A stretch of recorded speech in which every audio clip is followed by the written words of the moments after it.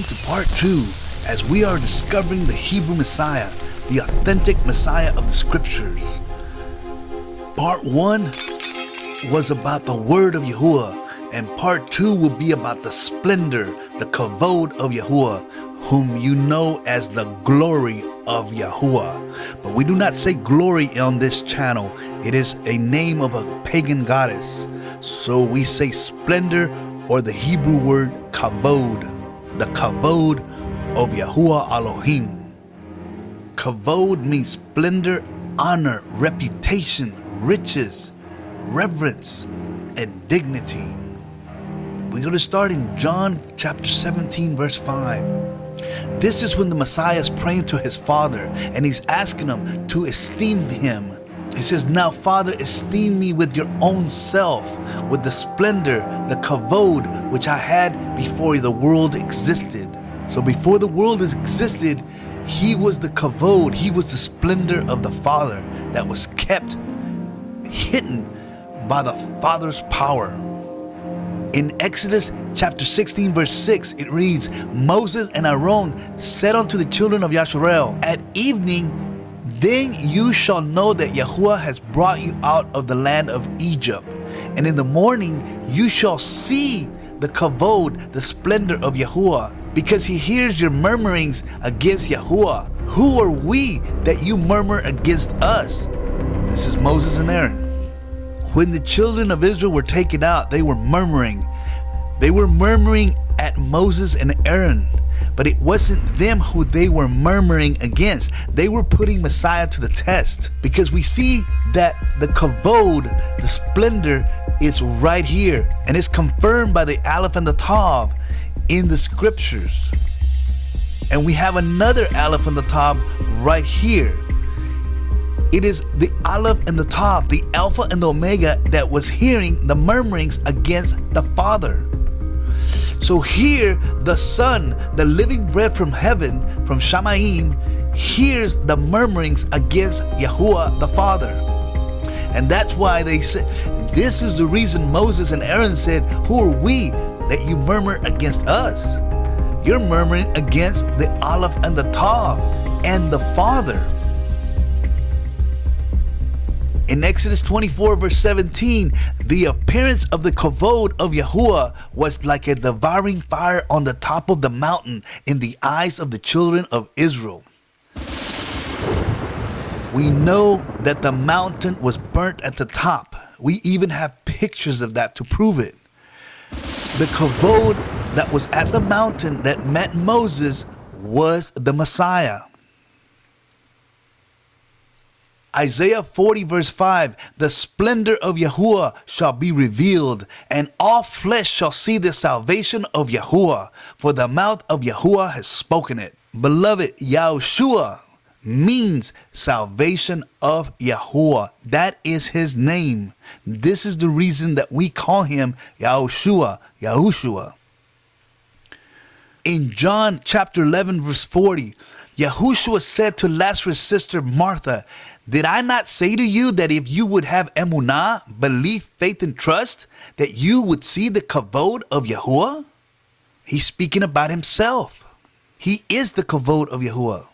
What I'm going to demonstrate here is that sometimes the manifestations of the Son, which is Messiah, Yahushua, he speaks in third person, and he speaks about other manifestations in the same verse. In Numbers 14, verse 21, "But in very deed, as I live," and here you see we have an Aleph and the Tav, "and as all the earth shall be filled with the splendor of Yahuwah." So the Aleph and the Tav is speaking here, and he's saying that the splendor of Yahuwah will be upon the earth, just as Isaiah 40, verse 5 says. Here you can see that Yahushua is the Aleph and the Tav, but he's also the splendor of Yahuwah. Habakkuk 2, verse 14, "For the earth will be filled with the knowledge of the kavod of Yahuwah, as the waters cover the sea." And that is what's happening right now. Those that inquire of Yahuwah, Those that truly seek him with all their heart and all their might and all their strength, he is revealing himself to them. And when we speak and when he reveals things to us and we get excited and we want to let everyone know, we get rejected. But we who are mature, we know that this would happen. Revelation 21 verse 23, and the city had no need of the sun, neither of the moon to shine in it. For the splendor of Yahuwah did lighten it, and the Lamb is the light thereof. Here in the book of Revelations is telling you that the Lamb is the splendor of Yahuwah that lights up the New Jerusalem. It is the splendor of Yahuwah who is the Lamb, the Son of Righteousness. In Matthew 17 verse 1-3, it reads, after 6 days, this is the 7th day of the Feast of Tabernacles, the Feast of Sukkot, Yahushua took Kepha, Jacob, and John, his brother, and brought them into a high mountain by themselves. Yahushua was transfigured before them. His face shone like the sun, and his garments became white as light.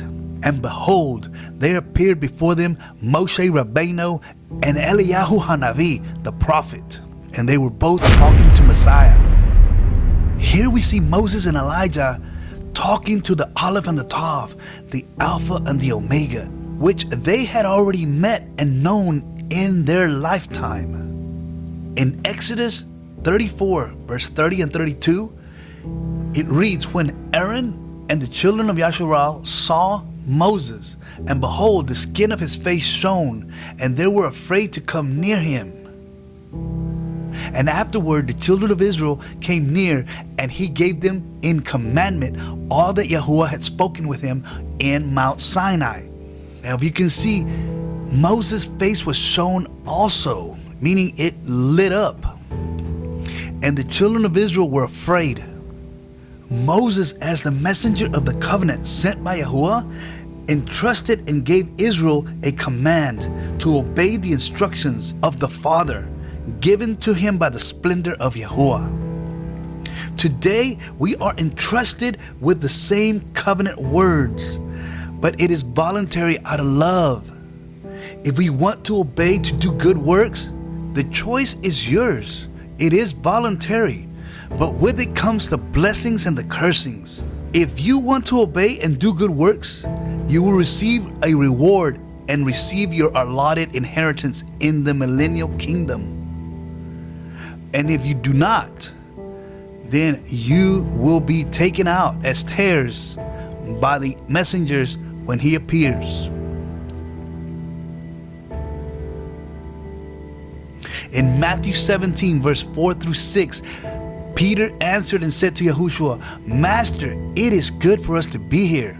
If you want, let us make 3 sukkahs, meaning 3 temporary booths that we are required to make during the Feast of Tabernacles. One for you, one for Moses, and one for Eliyahu.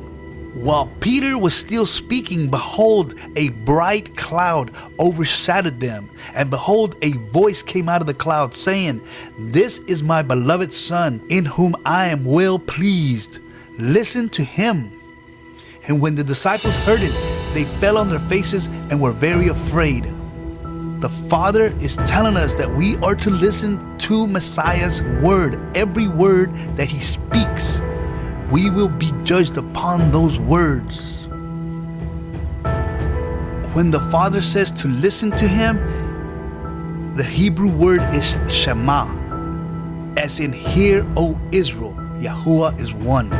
Shema is to hear and to do intelligently, so that we come to know Yahuwah, so that we may come to know the Father through his Son, through the splendor. And he, the Father, in return can know us on the last day at the first resurrection. Beloved, if we do not know him, he will not know us. But this is not an American understanding. This is a Hebrew concept.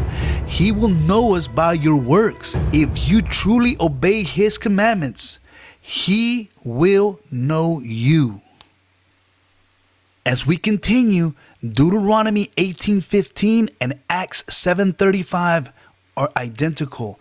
This is when Stephen was being stoned, and he was telling Israel at that time that Yahuwah your Elohim will raise up to you a prophet from the midst of you, out of your brothers, like unto me. Stephen is rephrasing the words spoken in Deuteronomy verse 15, when Moses said, Yahuwah your Elohim will raise up to you a prophet from the midst of you, out of your brothers, like me. Unto him you must listen, you must Shema. This is according to all that you desired of Yahuwah your Elohim in Horeb in the day of the congregation, saying, let me not hear again the voice of Yahuwah my Elohim, neither let me see this great fire anymore, that I die not. Beloved, the splendor of Yahuwah was on top of that mountain, and that voice that was heard was the voice of many waters. Beloved, if you can see, there's two Aleph Tavs here. The one after again, and the one after C. We know for sure that the voice of Yahuwah is Messiah, because he is the Word made flesh. The voice of Yahuwah Elohim is Messiah, the Word made flesh, who gave Moses the 10 Commandments, plus the rest of the Torah. The Israelites were not able to hear because they were afraid to die. They were carnal, beloved. It is not just the 10 Commandments that we must keep. That is just the beginning. That is the contract between us and him that's written in our hearts. Beloved, your works will determine if you're the least in the kingdom of the great in the kingdom. And this structure is defined by the way you keep the commandments, how the way you view his covenant. If you do the least commandments, you run a chance of not making it in. And if you do make it in, you will live in the nations.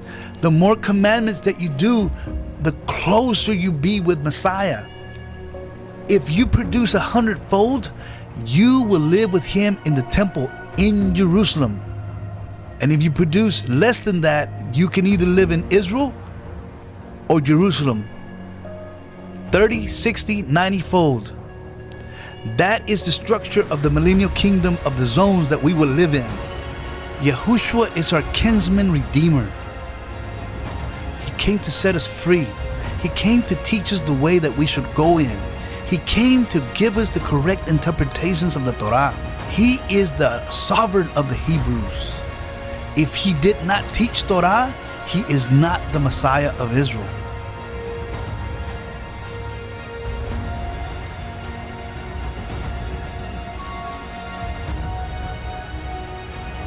Therefore, we must take heed of every word that he spoke. And that means from Genesis to Revelation. I want to go back to Exodus 34 because I want to show you that there are two Aleph Tavs here. Because it was Messiah Yahushua who gave the commandment to Moses to give to the children of Israel. And there we have proof. There is an Aleph in the top right here. These are covenant markers, by the way. And this is showing the presence of Messiah Yahushua in the Old Testament, in the Old Covenant, in the original covenant. So the law, it is Messiah's law that belongs to the Father. So the law, the Torah, it is the Father's Torah. In Exodus 19, verse 11 and 12, Yahuwah said to Moses, "Go to the people and sanctify them today and tomorrow, and let them wash their garments, and be ready against the third day. For on the third day Yahuwah will come down in the sight of all the people on Mount Sinai." There are three things I need you to take heed. Wash their garments. The third day he would come down in their sight. The book of Hosea, chapter 6, verse 2 tells us that after 2 days he will revive us. And on the third day he will raise us up, and we shall live in his sight. We're coming to the end of the 2 days, the 2,000 years after Messiah's death and resurrection. Now, if you take 30 AD plus 2,000 years, you come up with 2030. You subtract 7 years and you arrive at 2023. And this is my understanding that we are in the tribulation already because we celebrated Passover already when he died. And according to my understanding, we have crossed the threshold of the time of Jacob's trouble. If we are in the correct year, 2023, they have lied to us about everything. Why not the year that we are in? If we are in the correct year, 2023, then yes. Then absolutely yes, we are in the tribulation. But like I said, they have lied to us about everything. Revelation 7 verse 14, it's talking about those that came out of the tribulation. And he said they washed their garments and they made them white in the Lamb's blood. We have to endure through the tribulation, through the testing. No one will be raised up until the last day, which means the resurrection day. No one. It happens after tribulation, after Jacob's trouble. In Revelation chapter 3 verse 5, the word tells us that he who overcomes, he who endures to the end of the tribulation, shall be dressed in white garments. And I shall by no means blot out his name from the book of life. And I shall confess his name before my Father and his messengers.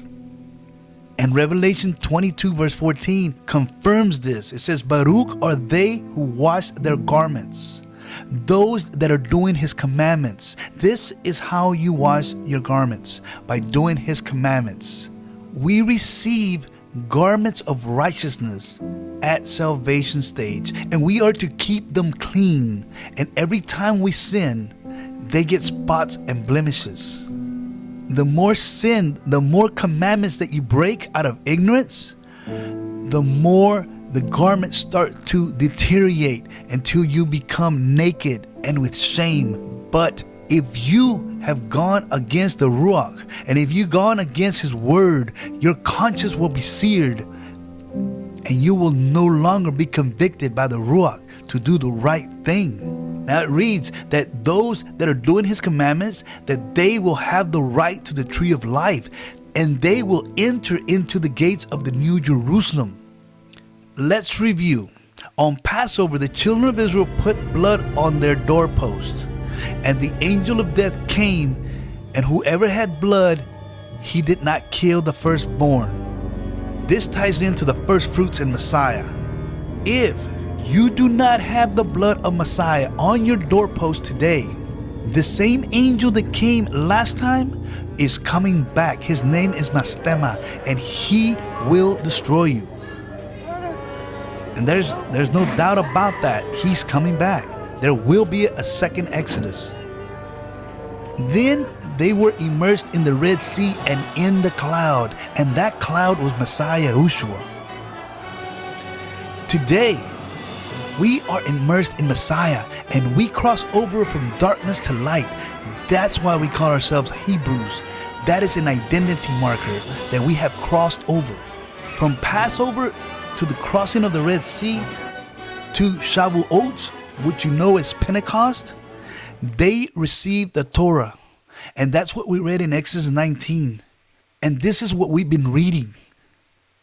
When Messiah died on Passover, Shavuot came and we received the Ruach. Why did we receive the Ruach? We received the Ruach so that we could keep the Torah that was given on the first Shavuot, the first Pentecost with Moses and the children of Israel. When Messiah gave us the Ruach on Pentecost, he fulfilled 4 feasts out of 7. There are 3 feasts that remained that he will fulfill at his second coming. When we meet Messiah on Passover and we are immersed in him and we become a new creature, then he gives us the Spirit. However, he did say he would give us the spirit of fire and that we would be born again. Religion teaches that you must speak in tongues to be born again. They say it is the evidence of tongues that you are saved and you will go to heaven. Well, beloved, the kingdom is not in heaven, it is on earth. However, to be born again scripturally, you must keep his commandments. Like he said, if you love me, keep my commandments. And then I will pray and ask the Father, and He will give you a comforter. He will give you a helper. And what does Ezekiel tell us? Ezekiel tells us that He would cause us to walk in His laws, statutes, and judgments.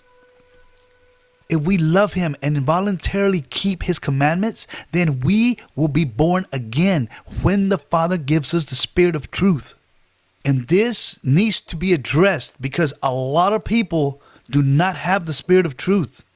If you reject the commandments, the law, you do not have the Spirit of truth. That is the test. It's very simple. If you reject the commandments, you do not have the Spirit of truth. You have the spirit of error. But I'm here as a loving brother to tell you the truth. The veil must be broken, beloved. Because on the third day from Messiah's death and resurrection, He will return, just like He said in Exodus, that on the third day Yahuwah will come down in the sight of us. He will do the same. There's nothing new under the sun. For those who are mature and for those who have a relationship that are Bereans and the Spirit is teaching them, because the book of Daniel has been opened and knowledge is increasing. It is increasing so the bride can make herself ready.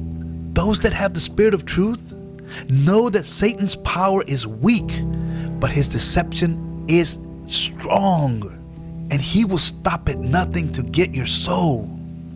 And he is doing it because of the lack of the knowledge of Yahuwah, His Torah. The enemy knows the Torah. They know that if they can get you to eat unclean food and say the wrong words, that you open the doors for Satan and the demons. Beloved, as your brother, I'm telling you, your thoughts and perceptions against His law, against His commandments, against the truth, against the covenant, are not your own. They have been initiated by Satan. So I'm going to pray right now. Today, Father, I'm asking you, Father, to pierce those that are listening, their hearts, Father, to prick their hearts, Father, to break the veil, Father. Today, beloved, I'm asking all of you that are listening to fully submit to Yahushua with all your heart, mind, and soul, and to be receptive to the restoration of all things that's taking place, so that you may be a daughter and a son to Yahuwah. Father Yahuwah, you see their hearts. You see the bondages, the deceptions, the stumbling blocks, and perhaps an identity crisis in Messiah and in your word. I pray and ask you, Father, to expose these things that they may be broken. In the name of your Son Yahushua, the Word, the Aleph and the Tav, Yahushua HaMashiach.